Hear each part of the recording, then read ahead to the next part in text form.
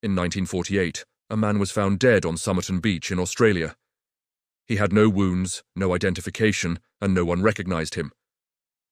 But what made this case truly strange was what investigators found hidden inside his pocket.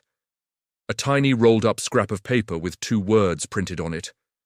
Tamám Shud, meaning it is finished. It was the beginning of one of the most mysterious unsolved cases in modern history.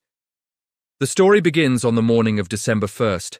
A passerby spotted a man slumped against a seawall, dressed in a suit and polished shoes, as if he had simply fallen asleep. But when police arrived, they quickly realized he was dead. The strange part was how peaceful he looked.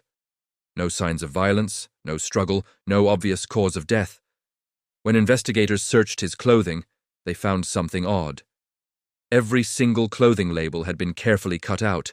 No name tag, no manufacturer, nothing that could reveal who he was. Even more unusual, his pockets were sewn in a way that wasn't standard for that era. It was as if someone wanted to make sure this man could never be identified.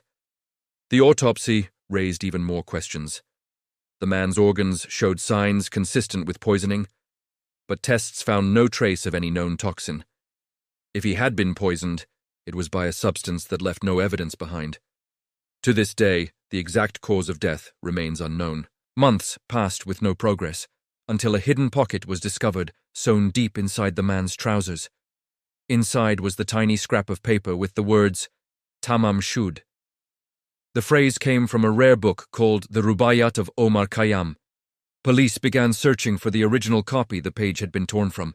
A breakthrough came when someone turned in a copy of the book found in the back seat of their car.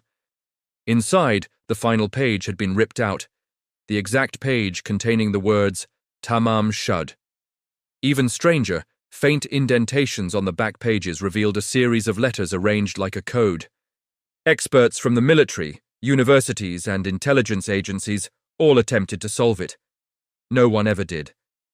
The book was traced to a woman named Jessica Thompson, who lived near Somerton Beach. When police showed her the man's plaster bust, she reacted with shock, almost as if she recognized him. But she denied knowing who he was.